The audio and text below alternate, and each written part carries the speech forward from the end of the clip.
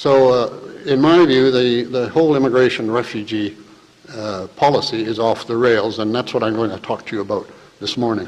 And I've got a lot to say, so I won't be able to tell you everything I would like to, but I'll cover the main points. And I'm going to start off with reading a statement by Minister Kenney, the Minister of Immigration, Citizenship and Immigration, on May the 11th of this year.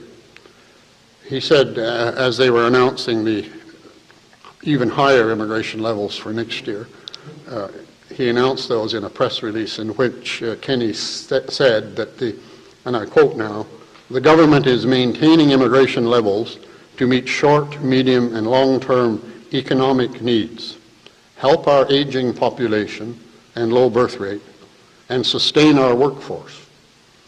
Now, in that statement, you find the three great myths of immigration that's formed the foundation of our policy since really 1990, and its justification for the thousands of people we're bringing here.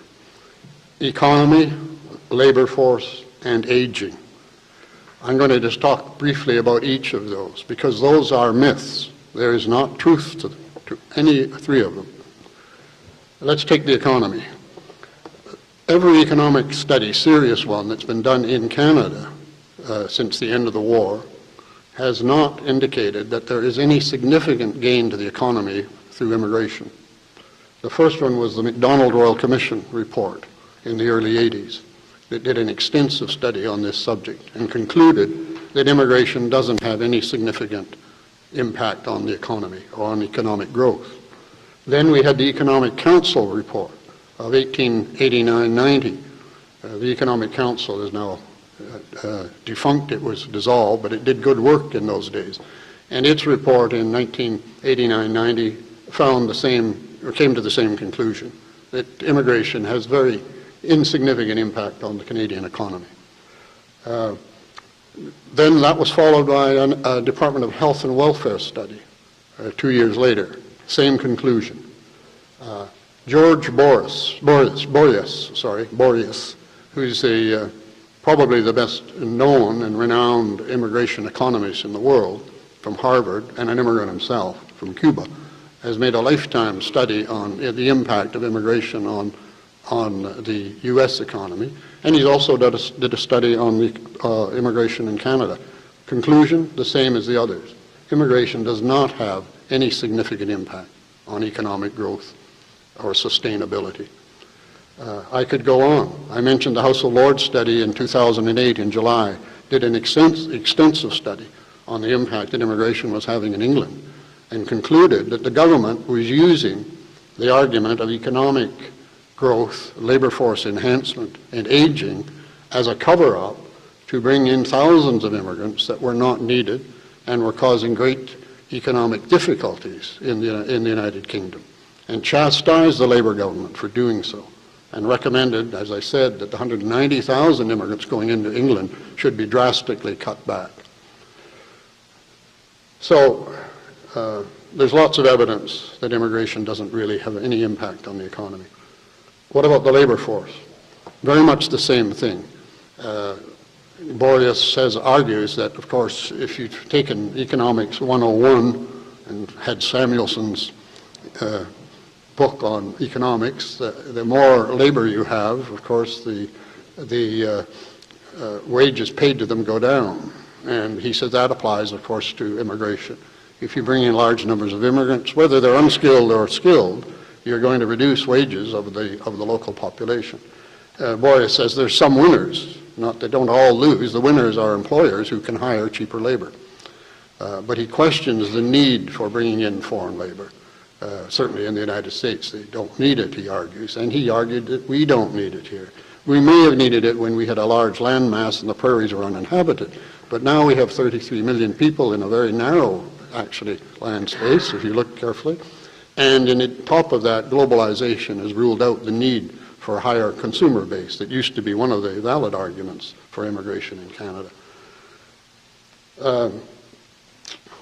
Andrew Green from Queen's University did a study 3 or 4 years ago in which he argued the same thing about the labor force. I'd like to just read you what his study finally concluded, because it's a good statement. He concluded it, and I quote, "Immigration of any acceptable level will not solve problems like the aging of the population or regional inequality. It is also the case that we now have educational facilities to meet our domestic needs for skilled workers in all but extreme circumstances. Immigration is not the panacea for all of our problems."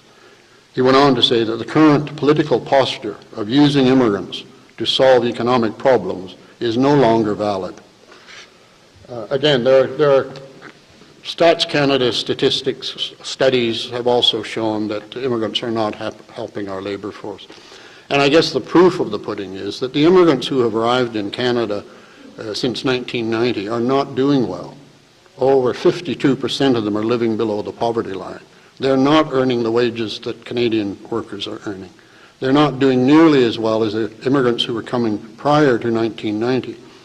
There are reasons for that, and I'll explain them a little later on.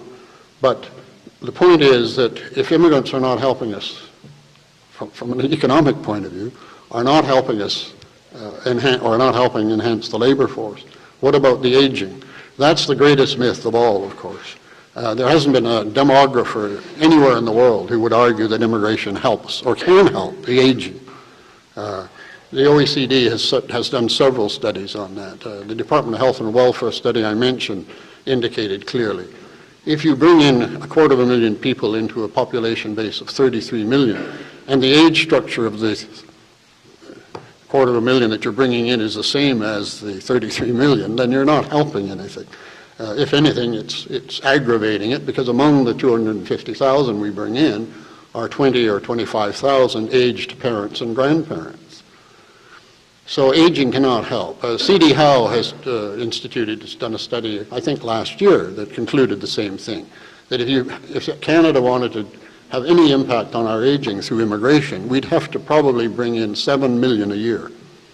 And even then, it would be an insignificant drop in our aging. But we continue to hear the argument that we're going to need immigrants for our labor force because the labor force is shrinking.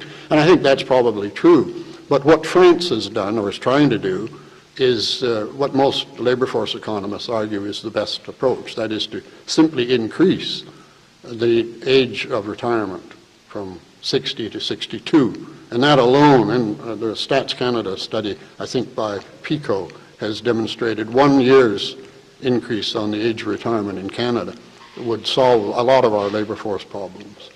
So these are the three myths of immigration, and we keep being bombarded by those myths. Not only do our government spokespeople tell us this, all of the political parties want more immigrants.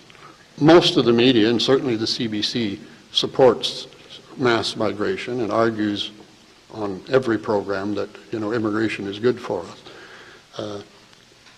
Immigration is probably good for us. I mean, I'm not arguing, and I don't think anybody in the organization that I belong to would argue that we are opposed to immigration. But why are we bringing in so many immigrants? If immigration is not helping us, we're bringing them in because all of the political parties see immigrants as potential voters. And that's the reason. It's as simple as that. That's the unvarnished truth about our immigration policy. We're bringing in those people because our political parties feel they can manipulate the ethnic vote